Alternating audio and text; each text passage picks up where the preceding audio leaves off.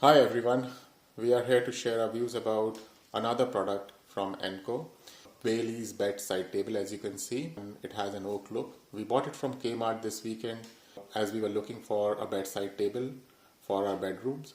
This seems to have been ticking all the boxes in terms of how it looks, the price point which is not very crazy high, and also there was some deal going on, so it fits into the kind of criteria we were looking for.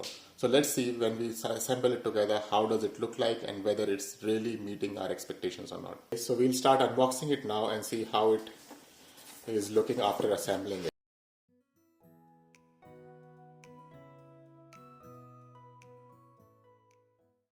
So we are here guys with the assembled table now. This is how the finished product looks like. It has got a seamless wood look with a marble finished top. Looks stunning.